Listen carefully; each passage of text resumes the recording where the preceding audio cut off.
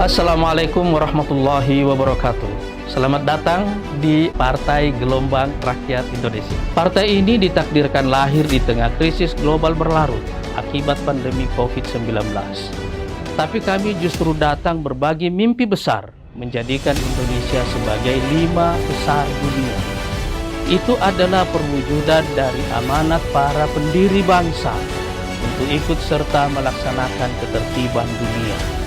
Kami yakin mimpi besar itu akan menjadi sumber energi kolektif kita sebagai bangsa untuk mengejar ketertinggalan dan menutup jurang yang menganga lebar antara potensi yang sangat besar dengan pencapaian yang sangat kecil.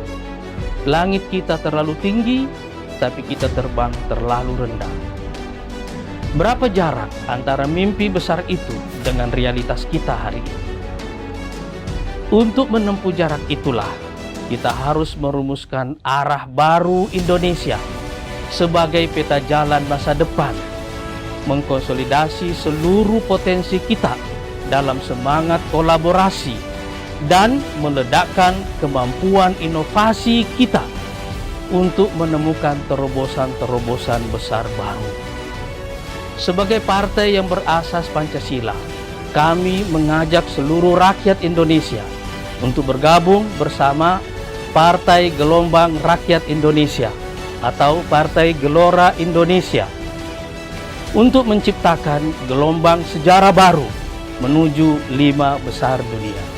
Wassalamualaikum warahmatullahi wabarakatuh. Saya Anies Mata, Ketua Umum Partai Gelombang Rakyat Indonesia.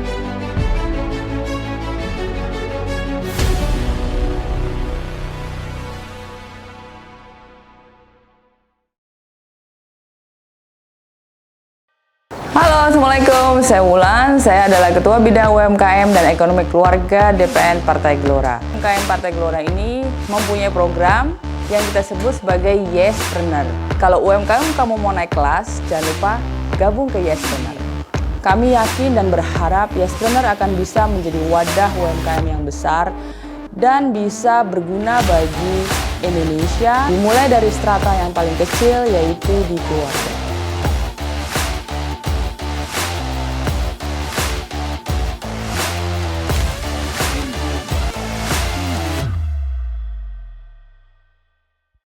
Assalamualaikum warahmatullahi wabarakatuh. Alhamdulillah pada pagi hari ini kita seperti biasa bisa bersilaturahmi dalam acara Cuan Yuk yang diprakarsai oleh suhu kita yang tak asing lagi, yaitu Coach Wulan, yang mana Coach Wulan ini sangat-sangat memperhati para UMKM untuk bisa naik kelas tentunya. Di sini tidak panjang lebar, akan saya perkenalkan narasumber kita yang tidak asing lagi, teman kita, teman saya khususnya satu alma mater dan satu perjuangan yang sekarang sangat sukses baik di Kediri maupun di komunitas UMKM tentunya, yaitu Mbak Faidah Khalid. Di sini sahabat saya, saudara saya seperjuangan dari Madiun, Coach ini. Jadi beliau ini ketemu saat satu komunitas, akhirnya saya ajak bergabung ke Yespreneur seperti itu. Di sini mari kita dengarkan apa-apa yang bisa disampaikan baik dari narasumber maupun dari Coach Wulan. Ya, terima kasih Mbak Ani. Assalamualaikum warahmatullahi wabarakatuh. Selamat datang buat semua peserta di acara Cuan Yuk, ya, chatting usaha naik kelas hari ini yang digagas oleh Yespreneur. Dan alhamdulillah host kita luar biasa, Mentor Anik, ya, narsumnya juga dari Mentor Faida. Wah, luar biasa ini, semua langsung mempraktekkan ilmunya buat kita semua, ya. Jadi teman-teman yang belum bergabung, saya tidak pernah bosan untuk memberitahu bahwa Yespreneur ada selalu kegiatan sharing knowledge, sharing ilmu, ya, buat teman-teman semua. Topiknya bisa macam-macam, bisa mengenai peningkatan skill atau sharing mengenai kisah sukses yang nantinya bisa menginspirasi semua para pelaku UKM. Nah, Yespreneur ini itu wadah UMKM, ya. Jadi jangan berpikir yang enggak-enggak. Kita semua bergabung di sini dengan tujuan mempererat tali silaturahmi, itu yang paling utama. Terus yang kedua adalah menambah jejaring. Karena buat apa kalau kita sebagai pelaku usaha kita tidak punya jaringan, kita tidak punya teman ya, siapa yang mau beli, siapa yang mau lihat produk kita. Nah jadi saya berharap teman-teman bisa memanfaatkan wadah Yespreneur ini sebaik-baiknya. Insya Allah kita tetap pada fokus tujuan kita, yaitu pemberdayaan ekonomi keluarga ya, untuk membangun ekonomi supaya khususnya di ekonomi kerakyatan bisa berdaya sehingga Indonesia menjadi bangsa yang kuat di perekonomiannya. Nah, tidak berlama-lama, hari ini topiknya adalah memulai bisnis ya. Jadi mungkin ini kita dikasih beberapa mindset untuk para pelaku usaha, bagaimana memulai bisnis yang benar. Nah, ini kan baik belum tentu benar ya, benar belum tentu baik. Nah, jadi ini mau dikasih tahu nih sama Mentor Faida, memulai bisnis yang baik dan benar itu seperti apa, sesuai dengan kaidah-kaidah berwirausaha. Ya, tentunya kalau kita mulai usaha kan pasti mulai dari yang paling kecil dulu, modal kecil dan sebagainya. Nah, yuk teman-teman, kita tunggu, kita sambut Bu Faida sebagai narsum kita. Semoga apa yang nanti diberikan oleh beliau bisa bermanfaat bagi kita semua. Sekali lagi terima kasih Coach. Untuk acara selanjutnya saya persilahkan Mbak Faidah. Terima kasih Coach Wulan sebagai CEO HRA Academy. Terima kasih Bu Ani Setiawati, teman baik saya, teman lama saya sebagai MC dan moderator. Saya mengemban amanat dari Yespreneur untuk acara Cuan Yuk ya. Materi yang saya berikan saat ini adalah memulai bisnis. Sebelumnya perkenalkan, nama saya Faidah Halid. Saya asli Madiun, satu kota dengan Bu Ani. Pendidikan formal saya dari Farmasi UGM dan saya mengelola bisnis apotek. Alhamdulillah selama 10 tahun bisa bergerak menjadi 2 apotek, meskipun sekarang kembali lagi menjadi 1 apotek karena sesuatu hal. Dan saya juga mengelola bisnis mebel bersama suami, Mebel Anugerah Dipara eksklusif, yang saat ini juga mengikuti program-program pemerintah untuk bisa naik kelas. Workshop saya ada di Jepara, sementara layoutnya ada di Madiun dan ada di Pari Kediri. Saya di sini akan memberikan materi tentang memulai sebuah bisnis. Kita tahu ya, bisnis itu sangat beda sekali dengan seorang pedagang. Apa beda pengusaha dengan pedagang? Pengusaha itu membesarkan usaha itu tidak akan berbatas. Artinya apa? Dia membuat suatu usaha yang tadinya usaha itu kecil, dia berusaha untuk membesarkan usaha itu. Setelah usaha itu besar, dia tidak puas hanya sebatas di sini saja. Dia akan mengembangkan ke usaha-usaha yang lain atau membuka cabang atau disertifikasi suatu usaha lain. Jadi beda dengan pedagang. Kalau pedagang itu dia mengambil satu barang, dibawa dijual ke lain tempat, dan dia selisih dari harga yang dijual dan harga yang dia beli, itu disebut keuntungan, itu hanya mampu untuk kehidupan dia. Artinya dia tidak berusaha lebih untuk memperbesar usaha ini. Misalnya sebuah warung misalnya, kita lihat saat ini kita membuka sebuah warung. Ketika 3-4 tahun ke depan, warung ini tetap berupa warung, yang omsetnya tidak bertambah, penjualannya, macamnya, jenisnya tidak berubah banyak. Artinya apa? Usaha ini setelah sekian waktu tidak mengalami perubahan yang berarti. Pemilik warung ini disebut dengan pedagang, bukan pengusaha. Beda kalau dengan pengusaha. Pengusaha itu dia memiliki satu warung, berkembang menjadi 2 warung, berkembang menjadi 3 warung dalam kala waktu tertentu, atau dia mencoba usaha-usaha baru. Sehingga kita lihat bahwa pengusaha itu dia mampu memperbesar usahanya dan mengajak orang-orang di sekitarnya untuk berkontribusi terhadap usaha itu. Seperti itu. Bisa jadi dia bisa berefek menambah karyawan dari daerah-daerah sekitarnya. Dia artinya apa? Pengusaha itu sebetulnya memberi manfaat terhadap dirinya sendiri, terhadap lingkungannya. Pengusaha bukan seorang yang pelit. Terus saya pernah bercengkerama dengan seseorang ya. Seorang karyawan yang sudah memiliki posisi yang sangat bagus di usahanya, di perusahaannya, dia ingin resign. Ketika ditanya, kenapa kamu resign? Saya ingin mencoba menjadi pengusaha. Kenapa ingin menjadi pengusaha? Karena kelihatannya pengusaha itu enak. Dia bisa ngatur waktunya, bisa banyak bersama keluarga, dia bisa mendapat keuangan yang lebih besar daripada gaji saya. Itu kelihatannya. Tapi ketika dia melihat suatu pengusaha, seorang pengusaha ini berusaha di awal-awal, paling dia tidak akan resign jadi pengusaha, jadi karyawan. Soalnya kenapa? Jadi pengusaha itu berat. Kenapa berat? Karena menggunakan seluruh waktu dan tenaganya, berpikir secara keras, berusaha secara keras, gimana biar usaha ini semakin besar, dan semakin besar. Seperti itu. Kalau dia memang sudah berhasil, sangat enak sekali. Apa-apa fasilitas dengan perusahaan, ada pertemuan difasilitasi dengan perusahaan, bertemu dengan klien, bertemu dengan partner, dia bertemu dengan partner misalnya mengunjungi suatu usaha, langsung punya pemikiran, oh enak, ini langsung diekspor. Nah, jadi saya bisa dapat cuan. Itu kalau sudah berusaha, kalau sudah menjadi pengusaha besar.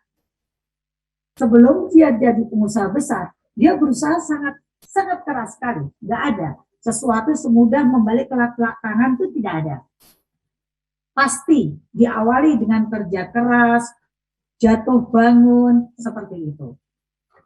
Jadi memang jadi pengusaha itu ya nggak mudah, memang nggak mudah. Tapi ketika dia sudah terlalu sering mempelajari hal-hal yang bagus, perusahaannya itu akan berubah menjadi lebih cepat dengan keahliannya.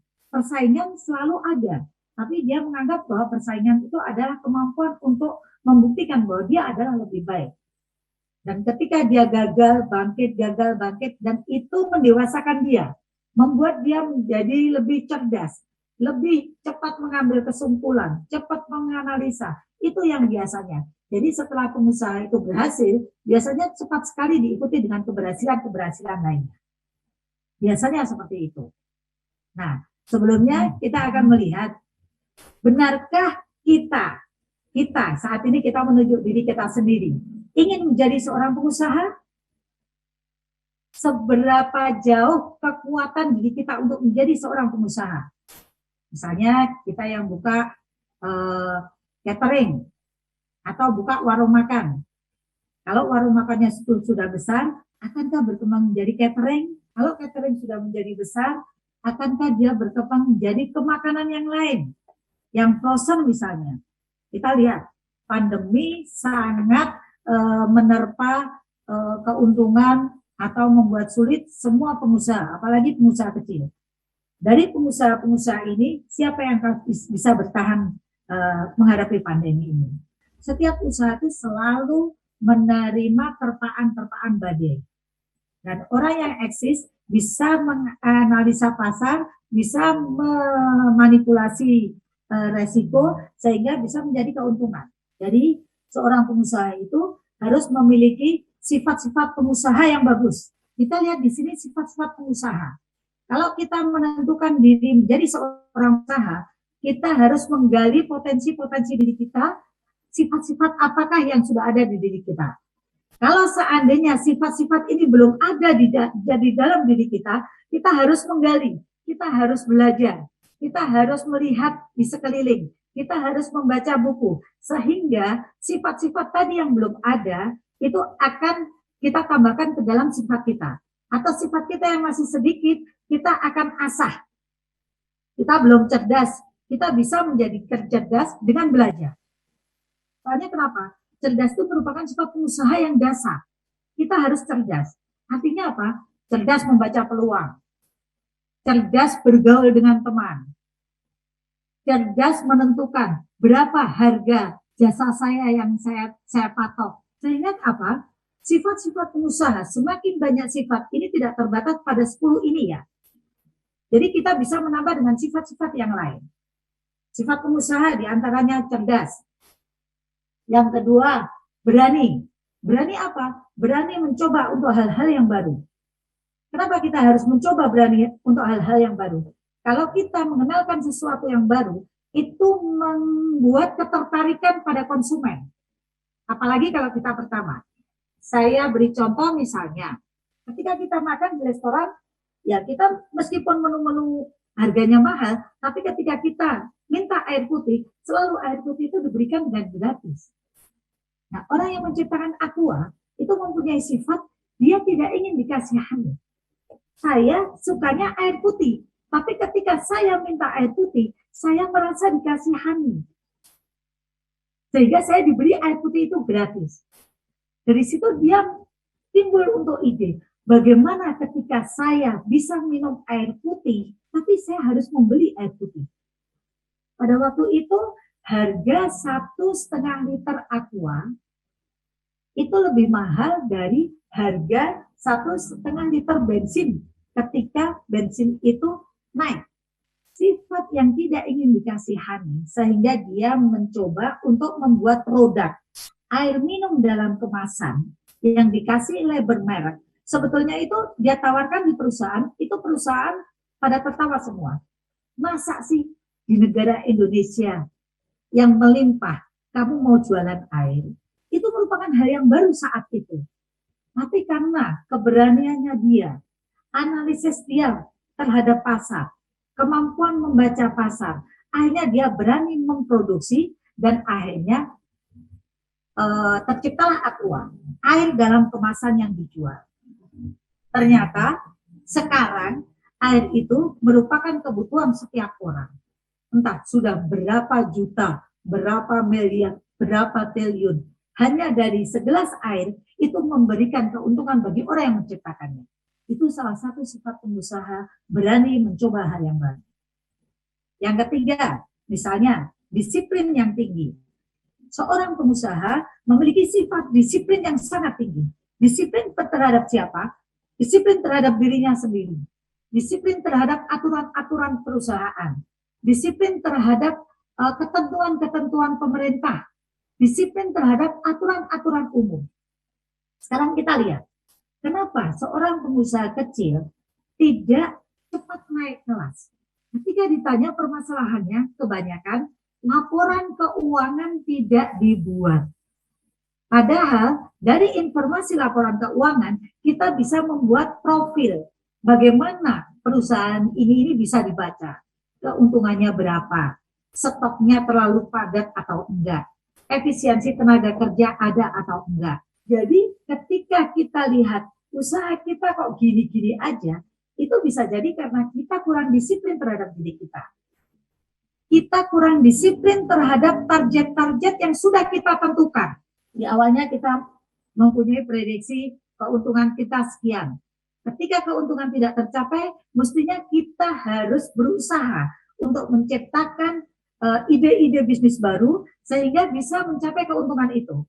Tapi karena kita tidak disiplin, ya udahlah, kita menyerah aja. Ya udahlah. Ini memang rezeki kita di sini, kita bawa-bawa Tuhan di sini. Gak bisa seperti itu. Disiplin itu kita harus terapkan dan ini harus dilatih. Juga kemauan keras. Terkadang orang melihat orang yang tidak suka pada kita mengatakan kemauan keras kita itu sebagai sifat yang ngeyelan. Itu orang yang tidak suka. Tapi orang yang suka, oh iya, dia berkemauan keras untuk itu. Tapi jangan sampai ya, kegagalan dilakukan berulang-ulang tuh jangan sampai ya. Soalnya kenapa? Kalau kita sudah terbiasa gagal, dan kita tidak mempelajari sesuatu yang lebih dari kegagalan itu, biasanya kita memang sulit untuk berhasil. Jadi, beda sekali kemauan keras dengan ngeyelan ya. Dan ya, kalau ngeyelan itu konotasinya negatif. Kalau kemauan keras itu konotasinya positif. Nah, sifat yang kelima, berani ambil resiko. Kita ketahui bahwa konsumen itu kalau dalam bisnis, kalau pemainnya itu banyak, itu kita harus bersaing antar pebisnis. Tapi kalau resikonya itu besar, pemainnya akan sedikit, sehingga persaingan antara pengusaha itu akan rendah sekali. Jadi kalau orang menentukan bisnis, resikonya itu kecil, akan banyak pemain. Tapi kalau resikonya itu besar, dia akan sedikit sekali pemain. Saya ambil contoh seperti ini. Ini saya dapat dari cerita aja. Jadi ada seorang pengusaha perumahan. Dia melihat di situ ada sebagian tanah berupa rawa-rawa yang sudah sedikit kering gitu. Dia melihat tanah ini sangat luas dan tidak ada yang mau membelinya. Sehingga yang pemilik tanah ini menjualnya dengan harga yang murah sekali. Begitu dilihat harga tanah murah, pengusaha ini memikirkan, ini saya sudah menemu harga murah. Tapi buat apa tanah ini? Buat apa? Kalau untuk perumahan, jelas agak sulit sekali. Dia berpikir dan berpikir keras, akhirnya dia menemukan apa? Sebagian tanah itu dibuka untuk lapangan golf. Dia tanami dengan rumput hijau dan dia sebagian yang terlalu sulit untuk dibangun, kan tanahnya naik turun gitu ya. Itu ditanami dengan rumput dan dia buka padang golf dan dibuka gratis. Dia membawa konsumen itu dengan menawarkan ada padang golf gratis, bisa dinikmati selama 3 bulan, tempatnya sangat menantang. Jadi hole-hole-nya di situ dibuat hole-hole yang sangat menantang. Kita tahu kan, yang ada adalah tanah rawa. Orang-orang tajir datang ke tempatnya tanah itu tadi dan dia main golf. Setelah dia main golf, dia lihat pemilik tanah ini, dia lihat kalau mereka sudah mau datang dan kita kasih tempat apartemen yang bagus, kira-kira mau beli nggak? Dia ambil peluang itu. Benar. Jadi tanah itu dibagi. Sebagian untuk padang golf yang digratiskan sementara, sebagian di dekat yang tidak terlalu jauh dibuat kondominium. Rumah flat yang harganya mahal, fasilitasnya dengan fasilitas padang golf. Ini yang disebut dengan cuan. Ini yang disebut dengan ide bisnis gila. Ini yang disebut ide bisnis yang besar resikonya, tapi dia ambil dan dia kelola resiko menjadi cuan. Dia mendapat harga murah, sebagian dibuat pada golf, sebagian perumahan. Dan sekarang sudah banyak berdiri perumahan, sampai penduduk pun bisa membeli perumahan itu. Kita lihat, seorang pengusaha bisa mengubah soal sesulit apapun menjadi uang. Tidak dengan seorang pedagang. Semoga dipahami. Sifat yang keenam adalah tidak mudah putus asa. Artinya apa? Kita lihat tadi pengelola. Jadi seorang pengusaha itu bisa membaca peluang. Misalnya dia pergi jalan-jalan kemana gitu, ketemu sama apa, dia bisa kelola menjadi uang. Entah itu dengan relasi, makanya seorang pengusaha itu harus banyak wawasannya. Bagaimana menambah wawasan? Dengan cara membaca buku. Kita perlu membaca buku kiat-kiat pengusaha yang sukses. Sehingga kenapa? Jatuh bangunnya dia, kita bisa pelajari dan menyesuaikan dengan kondisi kita. Sifat yang ketujuh adalah jujur dan terpercaya. Ini adalah sifat dasar seorang pengusaha. Begitu kita tidak jujur, begitu kita tidak bisa dipercaya, habis nama baik kita. Tidak ada lagi orang yang bisa bekerja sama. Tidak ada lagi pelanggan yang percaya dengan barang kita. Tidak ada lagi pengusaha-pengusaha yang mau berkolaborasi dengan kita. Ingat ya, seorang pengusaha itu tidak akan bertahan, tidak akan cepat maju kalau dia bertahan untuk single factor. Sekarang sudah zamannya sudah di kita. Tidak ada batas. Jadi kerja sama dengan pengusaha itu lebih membuahkan hasil ketika Masing-masing pengusaha bisa memegang etika cara berbisnis. Kalau diumpamakan 1+1, saya bekerja sama dengan kamu, itu hasilnya bukan hasilku dan hasil kamu, bukan. Bisa jadi 4, bisa jadi 5, bisa jadi 7. Lah, selisih pembagian inilah yang harus ada di antara kita. Cuma itu aja. Jadi mindsetnya sekarang harus berubah. Pengusaha itu tidak bekerja sendiri, dia harus berkolaborasi. Sifat yang ke-8 adalah suka tantangan. Ya, suka tantangan. Pengusaha itu tidak pernah puas. Dia tidak akan suka melihat uang nganggur. Kalau misalnya dia buka satu usaha dan usaha ini tidak berkembang ketika ditambah modal, dia akan membuka satu usaha yang lain. Bisa sejenis, bisa tidak. Seperti itu. Kalau dia nganggur, dia punya banyak waktu luang, itu dia tambah gak suka. Gimana ya cara waktu saya ini saya jadikan uang? Berpikirnya selalu seperti itu.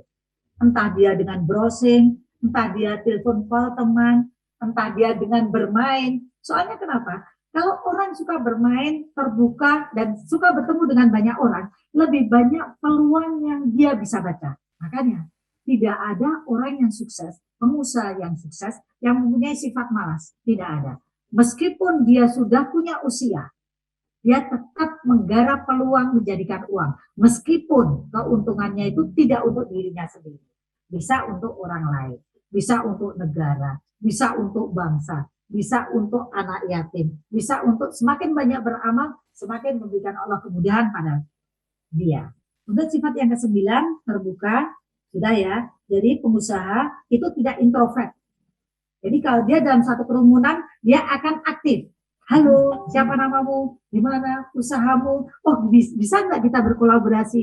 Seperti itu yang dia tanyakan. Selalu seperti itu. Jadi bapak-bapak, ibu-ibu yang memiliki sifat yang kurang terbuka, itu tolong dirubah. Harus kita tambah. Jadi bekal dalam diri kita itu tidak mati. Bisa kita rubah. Bukankah kita sama-sama lahir dalam kondisi telanjang? Iya kan? Memang ada bekal bawaan, tapi bukan berarti potensi dalam diri itu tidak bisa diolah. Tunjukkan, timbulkan potensi-potensi yang baik. Kembangkan potensi-potensi yang baik. Tapi tekan potensi-potensi yang buruk. Jadi kita sudah tahu, tadi kita bahas sifat-sifat pengusaha, kita gali poin bahas sifat-sifat pengusaha itu memang ada dalam diri kita, dan kalau belum banyak, kita bisa menggali potensi-potensi diri. Sekarang kita lihat poin-poin pembahasan dalam topik ini. Kita akan memulai bagaimana memulai sebuah bisnis.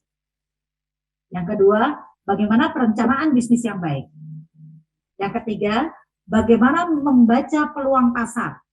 Nah, ini strategi marketing, ini adalah puncak seluruh energi yang kita gunakan dalam bisnis kita. Setelah itu kita evaluasi. Ini kita lihat ya, bagaimana memulai sebuah bisnis. Bisnis dimulai dari pengamatan. Setelah tadi potensi dalam diri kita lihat, kita sudah memiliki potensi-potensi yang bagus, lalu kita lihat sekeliling kita. Bisnis tidak dimulai dari saya bisa masak, sehingga saya harus masak dan menjual produk saya. Tidak seperti itu. Jadi bisnis itu dimulai dari pengamatan yang mendalam dari lingkungan kita. Biasanya yang bermasalah di pasar itu merupakan masukan untuk bisnis yang bagus. Misalnya di dalam kompleks perkantoran, di situ orang sulit keluar untuk cari makan. Kita bisa menganalisis. Jadi gimana ya kalau saya buka catering di perusahaan ini? Soalnya kenapa? Orang membutuhkan makan tanpa meninggalkan tempatnya. Bagaimana memulai bisnis ini? Kita lihat, setelah kita melihat potensi diri, kita lihat potensi pasar kita. Gali terus, apa yang ada di lingkungan kita? Misalnya, di lingkungan saya sumber daya apa yang sangat berubah? Seperti itu. Kita lihat, kalau di desa mungkin akan banyak sekali tadi kalau misalnya tomat itu kalau harganya murah, yang nanam itu tuh malah enggak memetik hasilnya. Jadi dibiarkan aja tomat mau diambil siapa. Petani nggak mau mikir ribet-ribet. Dia cuma, wah aku untung, wah aku rugi. Cuma begitu aja. Tapi kalau sebagai orang yang memiliki sifat pengusaha, saat ini tomat murah. Bagaimana ya biar saya olah supaya ini bisa menjadi tahan lama dan harganya mahal. Kenapa nggak dibuat saus tomat? Saya nggak bisa buat saus tomat. Kenapa nggak browsing? Kenapa nggak bertanya pada orang yang bisa? Artinya gitu. Jadi bagaimana memulai bisnis itu dilihat dari sekitar kita dulu. Apa potensi pasarnya dulu? Apa sumber daya alam yang sangat murah ada di sekitar kita? Kita lihat itu bisa sebagai modal kita. Kalau kita menciptakan bisnis yang beda, bagaimana memulai bisnis? Misalnya catering, karena pandemi, lalu banyak karena tidak ada orang tua rumah. Warung yang sukses adalah warung yang mengelola pelanggannya dengan nomor WA. Nomor telepon itu sangat penting sekali. Bahkan sekarang zaman digital, nomor telepon itu menjadi sesuatu yang sangat lebih. Informasi banyak sekali yang bisa kita kerjakan dalam bisnis dengan hanya mengetahui nomor telepon. Bisa kita sapa, bisa kita WA langsung untuk menarik pelanggan. Bagaimana memulai bisnis ya? Sekarang kita lihat orang. Kita bisnis spesifik ke bisnis orang. Orang itu pada awalnya dia digunakan sebagai bahan baku pengganti nasi atau untuk pengganti karbohidrat yang dimakan orang-orang Jepang. Begitu dikatakan bahwa porang ini sangat harganya, nilainya sangat tinggi, semua orang petani di Indonesia, semua rame-rame bertanam porang. Sehingga kurang waktu 6 bulan, harga porang sudah tidak menjanjikan lagi. Harga porang saat ini tidak menjanjikan lagi. Kenapa? Yaitu tadi, karena sangat banyak pemain sehingga harga turun. Kita lihat antara pasar itu antara demand dan supply. Kalau permintaannya banyak, supply-nya kurang, harganya jelas naik. Nah, bisnis-bisnis seperti ini biasanya bisnis yang tidak bertahan lama. Bisnis musiman. Kalau kita mau berjalan musiman ya monggo. Tapi itu bukan fondasi bisnis yang bagus. Misalnya masker. Zaman pandemi harga masker yang saya biasa pola itu tuh 23.000 satu box. Itu bisa jual sampai 150.000 satu box. Itu permainan pasar juga. Tapi bisnis seperti ini adalah bisnis-bisnis musiman. Atau yang saat ini, the box itu di Jepang atau di Amerika itu harganya sangat mahal sekali. Sekarang orang-orang pada bingung itu, para netizen itu, bagaimana cara mengekspor the box? Tahu ya the box ya, kelapa pisang itu. Tapi bisnis seperti itu adalah bisnis musiman. Siapa tahu bahwa itu hanya untuk membaca pangsa pasar aja. Jadi kalau kita mau memulai bisnis, kita harus merencanakan bisnis dengan baik. Artinya apa? Kalau bisnisnya ini musiman, ya cuma semusim itu aja menghasilkan, setelah itu tidak menghasilkan lagi. Seperti itu. Jadi kita kalau memulai bisnis, kita tentukan dulu target-targetnya. Misalnya, perencanaan bisnis yang bagus itu seperti ini. Kita lihat di sekitar lingkungan kita. Saat ini kita sudah buka warung. Terus kita melihat, oh kok ternyata banyak orang kos ya. Orang-orang karyawan pada kos ya. Coba sih tak tawarani orang yang ke warung saya itu gimana kalau saya tawarin, gimana kalau saya buka laundry. Ternyata kita ngadakan survei pasar. Survei pasar ini sangat bagus sekali. Kita katakan pada orang-orang di sekitar, gimana kalau kita akan buka laundry? Ada beberapa pertanyaan. Bisa kita mengadakan beberapa pertanyaan untuk melihat kebutuhan ini sangat diminati pasar atau enggak. Kita bisa membuat 2, 5 atau berapa pertanyaan dengan jawaban ya, tidak, seperti itu. Itu mengelola market sebelum memulai bisnis. Kalau bisnis ini memang diuntungkan, tidak membaca pasar itu sebetulnya tidak membutuhkan biaya yang sangat tinggi sekali, bahkan rendah sekali. hanya survei aja itu sudah bisa. Ternyata dari analisis kita, kalau banyak orang perkantoran itu kalau kita buka laundry mereka enjoy sekali. Apalagi kita sekarang sudah buka warung yang sudah jalan. Nah, setelah itu kita lihat laundry, kita ada mesin cuci di rumah, sudah ada. Berarti saya hanya butuh satu tenaga. Mesin cucinya kan sudah otomatis ya. Kita buka satu mesin cuci untuk laundry. Mesin yang cuci yang kita pakai, coba buka dulu. Nah, kita di sini sebelum kita membuka, kita harus pikirkan siapa pangsalnya. Oh, pangsalnya bisa karyawan. Oh, pangsalnya bisa orang-orang yang kos. Oh, pangsalnya seberapa besar kapasitas pangsalnya. Seberapa besar dalam artian 2-3 bulan lagi pangsa-pasar ini membesar atau enggak. Nah, kalau pangsa-pasar ini membesar, sudah siapkah kita dengan kondisi kita? Nah, seperti itu. Jadi, bisa bisnis ini berjalan pelan-pelan berlahan, tapi fondasinya kuat. Saya pernah ya punya teman, dia tidak bisa macam-macam. Bisnis karena dadakan, karena kepepet. Kepepetnya gimana? Dia nikah, penghasilannya kurang.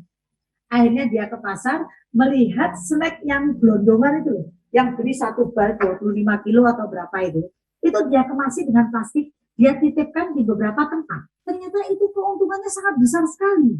Minggu ini dia fokus di tempat sebelah Madiun sebelah kanan, Madiun kota. Setelah itu dia di Kelurahan Kertoharjo, semua toko dikasih snacknya dia dengan cara konsinyasi. Dan itu menghasilkan sekali. Bahkan pada waktu itu sampai 2 juta tiap bulan. Padahal pada waktu itu UMR cuma 1 juta aja. Dan dia kerjanya juga nggak begitu membutuhkan waktu. Setelah itu 2 tahun kemudian saya lihat dia sudah produksi sambal pecel. Nah, itu yang disebut perencanaan bisnis yang bagus itu dia berkembang. Tidak harus dari bisnis awal, tapi bisnis ini berkembang menjadi diversifikasi usaha atau berkolaborasi dengan bisnis yang lain. Membaca peluang pasar sangat penting. Kita lihat ya, bahwa permasalahan-permasalahan pengusaha kecil itu biasanya dia ditipu. Jadi membaca peluang pasar sebelum bisnis itu diputuskan, itu sangat bagus sekali. Jadi sangat penting sekali. Bahkan perusahaan-perusahaan besar itu meminta data itu kepada agensi itu dengan biaya yang tidak sedikit. Dia mau buka pasar, itu dia meneliti pasar, menganalisa pasar, itu dia meminta pertolongan dengan agensi, itu biayanya sangat tinggi sekali malah. Jadi sebelum bisnis itu dibuka, kita sudah mempunyai grade-grade-nya sampai sedetail mungkin. Kita dapatnya bahan baku dari mana? Kalau bahan baku ini tidak bisa, harus dapatnya dari mana juga. Ada beberapa pemasok. Yang kedua, kita jualan kemana? Jualan dengan apa? Pangsa pasar mana yang kita tuju sebagai menjadi prioritas? Yang ketiga, peluang pasar mana yang kita garap? Sekarang itu banyak sekali orang yang bawa uang itu adalah para milenial. Orang di usia 35 sampai 45 itu adalah orang yang bawa uang. Bukan orang yang di atas 60. Enggak. Kecuali kalau dia memiliki bisnis yang sangat bagus. Nah, jadi sasarannya itu jelas. Milenial. Itu yang bawa uang soalnya. Terus misalnya membaca peluang pasar ya, kita lihat misalnya bisnis kemasan, kopi-kopi yang dalam kemasan itu kan juga menjamur saat ini. Berapa sih keuntungannya? Harga jualnya aja sekitar antara 10.000 sampai 15.000. Berapa sih keuntungannya? Nah iya, kok Starbucks yang kopinya lebih kecil, harganya rasanya juga nggak beda-beda jauh nih dengan kopi Lampung atau kopi mana gitu. Nah itu kok bisa jual harga 65? Kenapa? Karena dia detail, dia punya peluang pasar. Dan pasarnya dia itu nggak segan-segan mengeluarkan uang 65 untuk satu cangkir kopi kecil itu nggak segan-segan. Itu bagusnya perusahaan-perusahaan besar. Ya, kita lihat McD atau Pizza Hut. Dia dengan harga pizza yang seperti itu, dia masih berpeluang. Padahal produk-produk itu yang harganya di bawah itu juga cukup banyak. tapi dia memang punya peluang pasar sendiri gitu. Jadi dalam bisnis itu juga dibutuhkan adalah strategi marketing. Inilah poin-poinnya bisnis. Inilah yang membedakan bisnis dengan lainnya. Inilah yang disebut dengan brand. Jadi kenapa kalau zaman dulu orang setiap rumah itu mempunyai Kodak kamera. Tahu ya, kamera itu ya yang harus dicucikan, terus nunggu 1-3 hari, 1-3 hari baru kita bisa mendapatkan foto kita, foto kenangan kita. Tapi ketika strategi marketing bagus, Polaroid, jadi begitu difoto, dia langsung muncul gambar, jadi nggak menunggu lama, itu sangat ramai sekali harga kamera terjual. Soalnya kenapa? Orang nggak butuh waktu, orang langsung bisa melihat hasilnya. Tapi ketika kamera digantikan dengan HP, apa yang dilakukan oleh pemilik kamera? Bisnisnya dia mati. Soalnya kenapa? Berkembang menjadi HP. Kita mau foto dimanapun, foto di apapun, sehingga kamera sudah tidak ada lagi sekarang. Tapi komunitas kamera masih tetap ada. Dan mereka mau membeli kamera dengan harga mahal juga. Nah, ini yang disebut dengan strategi marketing. Misalnya kita lihat Vespa. Vespa itu kendaraan yang besar, tidak praktis sama sekali. Dia telah digantikan dengan kendaraan-kendaraan sepeda motor biasa. Dan berkembang menjadi Matic. Nah, berkembang menjadi Matic, Vespa sudah nggak terima pangsa pasar. Tapi komunitasnya tetap terjaga saat ini. Dan mereka biasanya berkumpul dengan komunitas-komunitas yang elit istilahnya. Setelah kita menentukan strategi marketing yang bagus, kita evaluasi. Benar, ini kita pikirkan sebelum bisnis itu berjalan. Apa tantangannya? Apa pesaingnya? Gimana kita menghadapi pesaing? Bisa jadi bukan 1 pesaing, berarti 5 pesaing. Nah, seperti itu. Gimana supaya bisnis ini kita jalan? Jadi kita sudah mempunyai banyak jawaban, banyak catatan sebelum bisnis itu berjalan. Bukan berarti setelah bisnis ini berjalan, terus kita tidak ada masalah. Enggak, tetap akan ada masalah. Tapi masalahnya itu tidak akan menjadi besar. Kita lihat, kita di sini sebagai UMKM ya. Kenapa sih omsetnya kecil, tidak laku-laku? Kita lihat di sini. Kita omsetnya kecil. Kok kecil terus? Sulit sekali menjadi besar. Soalnya mungkin barang kita itu memang barang murahan. Dan market kita itu market kelas yang lumayan elit. Sebetulnya lebih enak menggarap pangsa pasar kelas elit daripada menggarap pangsa pasar yang di bawah. Soalnya kenapa? Keuntungannya lebih. Misalnya kita buat gorengan. 1 weci isinya 1.000, harganya 1.000, modalnya 500, keuntungannya 500. Kalau weci itu dikasih udang, modalnya jadi 600, tapi bisa jual 1.500. Enak mana keuntungannya? Nah, pengusaha kecil itu tuh kurang memodifikasi hasil usahanya itu kurang dimodifikasi. Coba jalan ke orang-orang, ke toko-toko orang kaya itu. Yang dijual di sana juga mungkin nggak beda jauh, tapi ada sesuatu yang membuat itu jadi lain. Jadi usahakan, kalau kita omsetnya itu menjual sesuatu, dikasih sesuatu menjadi lebih menguntungkan, ya dikasih aja. Pernahkah terpikirkan? Sehingga kita melihat mengupgradekan harga kita, sehingga keuntungan kita lebih naik. Ini kalau saya naikkan harganya, pembeli saya tidak mau beli, ya udah marketnya yang dirubah, kan bisa gitu. Hasilnya apa? Keuntungannya yang tinggi, padahal keuntungannya itu adalah selisih antara penjualan dan pembelian, kan seperti itu. Kalau keuntungan kecil ya jangan mati-matian kita membela produk kita, harus ada modifikasi, harus ada upgrade, harus ada promosi, seperti itu. Ya, jadi mari kita koreksi hasil produksi kita. Kita upgrade, kita naik kelas, kita naikkan kualitasnya. Sehingga bisa memberikan harga yang lebih, sehingga memberikan keuntungan yang lebih. Ditipu orang. Kalau ditipu orang, jangan menyalahkan orangnya, tapi salahkan diri kita. Banyak sekali buku-buku yang menyatakan bahwa atau cerita-cerita orang tentang penipuan. Karena kita tidak menjaga. Artinya, kita sudah terlalu tertutup, sudah ingin, wah itu pasti cuannya besar ini. Sehingga kita kurang berhati-hati dalam melangkah bisnis. Kalau memang ada perjanjian, ya dibaca betul perjanjian itu. Jangan sampai ditipu orang. Kalau memang ada konsinyasi, ya dilihat betul tokonya itu. Ada surat izinnya enggak, ada NIB-nya enggak, sehingga kita tidak mudah untuk ditipu oleh orang. Nih, yang ketiga, sulit bersaing. Itu biasanya, udahlah saya segini aja sudah cukup. Itu artinya apa? Mudah menyerah. Bersaing itu mengajak diri kita untuk lebih eksis terhadap usaha kita. Kita lihat banyak sekali orang jualan mie, ya kan? Persaingan sangat berdarah-darah kalau itemnya itu resikonya itu tuh kecil. Makanya gimana kita biar bisa memenangkan persaingan? Kasih treatment produk kita, kasih kualitas yang sangat bagus. Terkadang bucket tidak mempermasalahkan harga. Kalau memang rasanya benar-benar enak. Dari situ kita harus melihat nama kecil aja. Itu bisa menunjukkan identitas kita.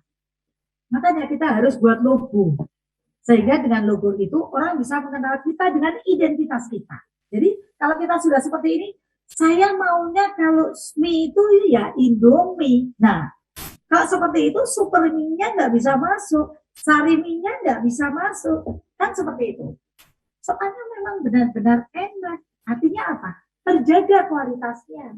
Coba kita lihat perusahaan Unilever. Perusahaan Unilever itu tuh dia membuat banyak produk tapi dekat dengan kebutuhan kita. Misalnya Pepsodent.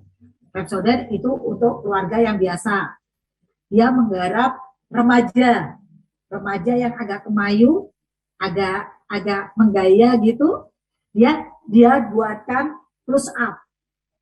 Ya kan? Itu sama. Nah, itu upaya perusahaan besar untuk memenangkan persaingan. Dia selalu berinovasi seperti itu terus. Nah, sekarang segini. Kenapa pengusaha kecil sulit menjadi besar? Karena dia biasanya sulit untuk berkolaborasi, nggak mau bekerja sama. Padahal kerjasama bisa jadi nggak sejenis. Misalnya ada orang jualan tahu, ada orang jualan bakso. Nah, orang yang jualan tahu dan jualan bakso ada di satu tempat yang sama, yang menyewa tempat yang lebih besar. Otomatis akan lebih banyak konsumen datang atau enggak? Otomatis akan banyak konsumen datang. Soalnya kenapa? Pilihannya dua, bisa tahu, bisa bakso.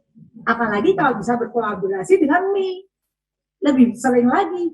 Kebanyakan nanti aku sukanya tahu, kamu sukanya bakso. Oh iya, di sana aja ada tahu dan bakso. Itu artinya apa? Berkolaborasi, menggabung sehingga menjadi sesuatu yang lebih besar.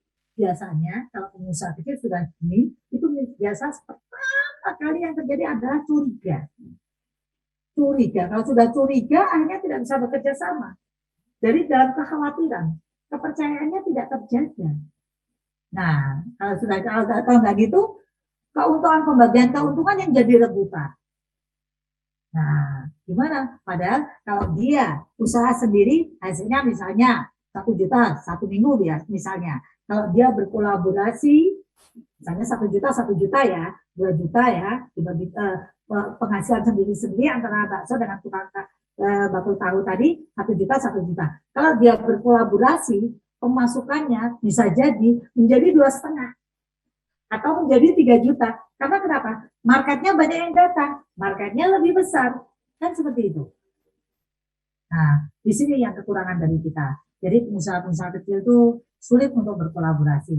Padahal kalau seandainya bisa berkolaborasi, ya dia akan insya Allah akan lebih cepat menjadi besar. Lebih terbuka dengan kerjasama dengan usaha-usaha yang lain, yang sejenis tentunya ya.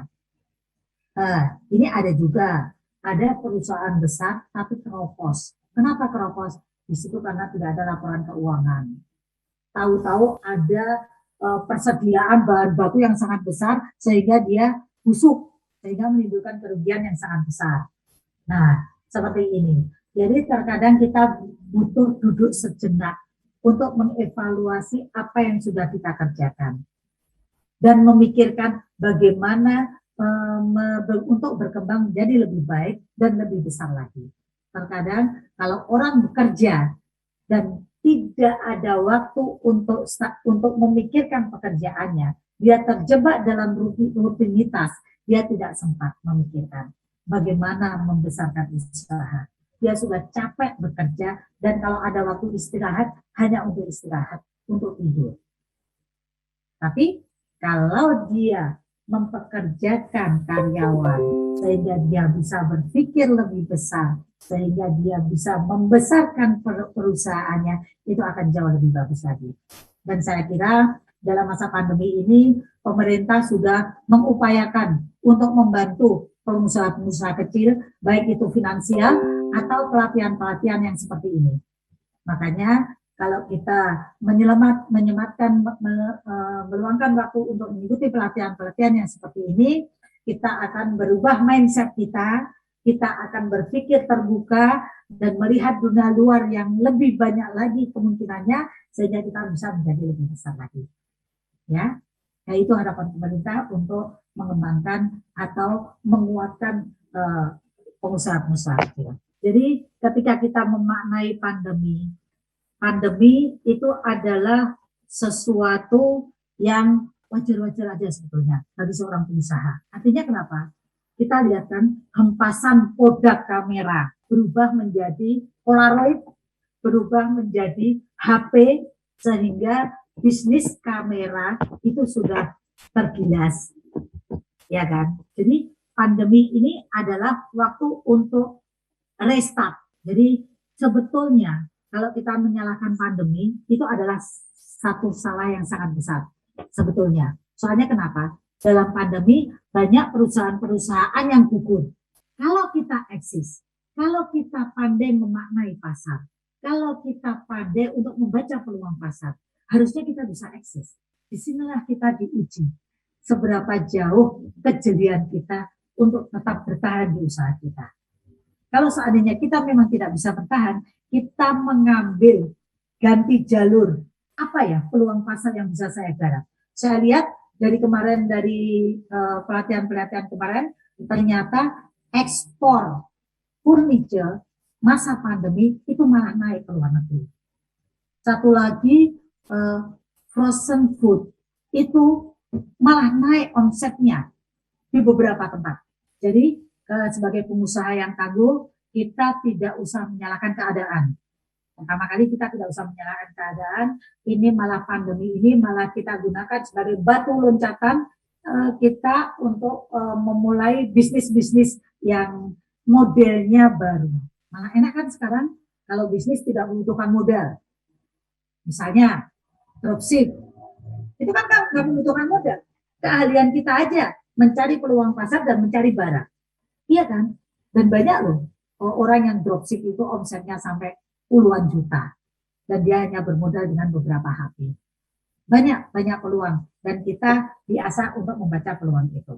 Jadi kita berharap bahwa teman-teman UMKM memulai membuat perencanaan bisnis yang matang untuk menghadapi pandemi ini. Apa yang bisa kita lakukan? Satu adalah adaptasi. Bagaimana kita beradaptasi, mengubah bisnis kita, mensiasati pandemi. Bagaimana? Ya, itu tantangan kita. Misalnya kalau saya bisnis apotek, saya sudah mulai online. Jadi di apotek saya itu, resep sekian tahun ke belakang, itu nomor teleponnya, itu kita hubungi dan kita kelompokkan. Kita kelompokkan berdasarkan dokter, pelanggan itu kita kelompokkan, dan kita sudah mulai menginformasikan pada mereka bahwa bisnis kita bisa online, pesan obat bisa diantar. Untuk ke depan mungkin saya akan membuat konsultasi dengan dokter dengan pamflet apotek saya, seperti itu. Jadi kita seperti halodoc seperti itu ya.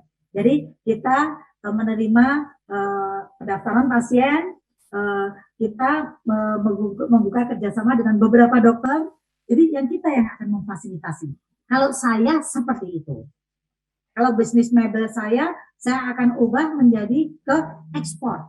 Saya akan mencoba untuk, ini salah satu langkah-langkah adaptasi. Silakan ibu-ibu berpikir ulang.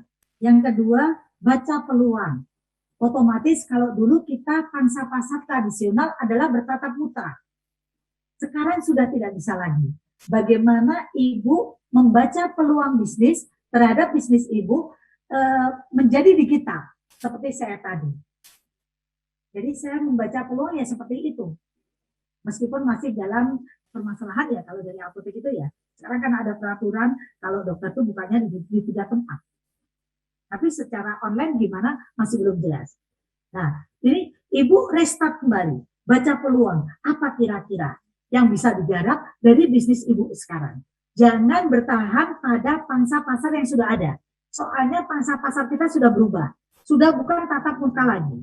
Yang ketiga adalah melakukan inovasi. Jadi inovasi, misalnya kalau kita bermain di bidang kulit, kita cuma membuat sepatu, kenapa kita tidak membuat untuk tas? Kenapa kita tidak membuka pernik-pernik perca-perca yang bisa digunakan untuk gantungan kunci? Kenapa kita, nah ini kan spesifik sekali.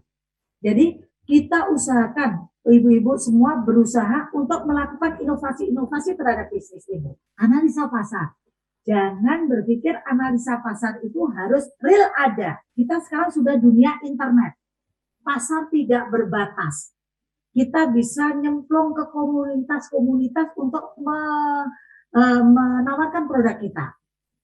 Pasar apa? Kita tentukan. Grup WA sudah menjadi grup jualan, ya kan?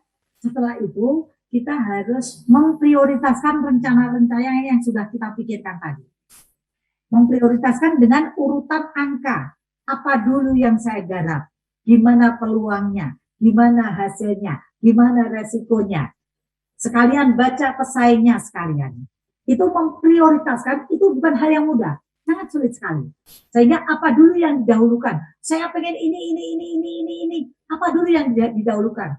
Oh, 2 dulu. Nanti berubah menjadi ini. Nanti berubah lagi menjadi tambah lagi 2. Seperti itu.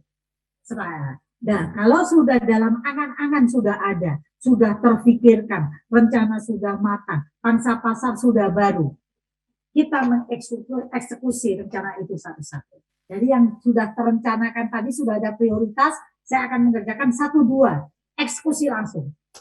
Lalu kita evaluasi. Eksekusi lagi, lalu kita evaluasi. Eksekusi lagi. Ya, seperti itu yang disebut dengan pengusaha yang berkembang. Pengusaha yang tidak mengeluh. UMKM yang tangguh. UMKM yang hebat. Yang akan memberikan sesuatu pada pemerintah. Sehingga kita terbebas dari pandemi ini dengan keberhasilan-keberhasilan yang baru. Terima kasih. Itu dari saya. Alhamdulillah materi kali ini sangat menarik sekali. Tentunya bagi para UMKM ya. Monggo Coach Wulan bisa ditambahin. Monggo Coach Wulan. Ya, terima kasih. Luar biasa hari ini materinya dari Mentor Faida dan hostnya Mentor Anik. Terima kasih ya. Jadi saya kalau ikut Yespreneur itu seperti saya mencas diri saya, ngecas ya. Kalau ngecas itu kan berarti tambah daya kan, tambah energi, tambah ilmu. Kalau di Yespreneur berarti artinya kita ngecas semangat dan motivasi. Karena namanya jadi pengusaha itu seperti tadi bilang sama Bu Faida ya, Mentor Faida, itu nggak gampang, susah ya. Jadi hanya orang-orang yang punya kemauan keras, orang-orang yang punya jiwa entrepreneur yang kuat, kemudian yang bisa adaptasi dengan segala perubahan-perubahan, itulah yang nanti jadi pengusaha sukses. Jadi untuk jadi pengusaha sukses itu harus dicas setiap hari ya. Dicasnya itu bisa kita berinteraksi secara positif di grup-grup komunitas UKM yang kita punya ya, seperti Yespreneur atau HR Academy juga. Seperti ini ya, kita melihat pelatihan untuk mencas ingatan kita, oh iya kita harus begini, karena kita walaupun misalnya sudah sukses pun, ya tetap saja memerlukan namanya motivasi atau suntikan-suntikan pengetahuan dari teman-teman, kolega, sahabat ya, apalagi dari mentor, suhu, coach. Nah ini sebenarnya ilmu itu tidak akan ada batasnya. Jadi terima kasih buat Tante Faida yang sudah memberikan materinya luar biasa, mindset jadi pengusaha memulai bisnis. Saya yakin juga ini ya, nggak semua orang juga masih sadar tuh apa yang diomongin sama Bu Faida. Mudah-mudahan dengan mereka ikut ini, mereka jadi ingat lagi, oh iya saya harus begini lagi, oh iya saya harus luruskan niat lagi dan sebagainya. Jadi mudah-mudahan bermanfaat. Ya gitu Bu Ani dan Bu Faida. Oke, terima kasih. Wassalamualaikum warahmatullahi wabarakatuh. Waalaikumsalam warahmatullahi wabarakatuh. Terima kasih Coach Wulan yang tidak henti-hentinya memotivasi para UMKM tentunya, khususnya pada UMKM Yes Trainer ya, yang dimotori oleh Coach Wulan sendiri. Semoga dengan ilmu kali ini, dengan motivasi-motivasi para suhu bisa menaikkan imun kita di saat pandemi. Jadi kita nggak boleh mengeluh, nggak boleh pantang menyerah, kita harus tetap semangat. Sekali lagi saya ucapkan terima kasih kepada teman-teman semua, tak lupa kepada tim Gelora Pusat dan Coach Wulan. Saya ucapkan terima kasih Coach, ini membuat saya lebih semangat lagi untuk menuju UMKM yang sukses. Saya mohon maaf kurang lebihnya, saya ucapkan terima kasih dan semangat Gelora, sehat selalu. Wabillahi taufiq wal hidayah. Wassalamualaikum warahmatullahi wabarakatuh. Halo, Assalamualaikum. Saya Wulan. Saya adalah Ketua Bidang UMKM dan Ekonomi Keluarga DPN Partai Gelora. UMKM Partai Gelora ini mempunyai program yang kita sebut sebagai Yespreneur. Kalau UMKM kamu mau naik kelas, jangan lupa gabung ke Yespreneur. Kami yakin dan berharap Yespreneur akan bisa menjadi wadah UMKM yang besar dan bisa berguna bagi Indonesia, dimulai dari strata yang paling kecil, yaitu di keluarga.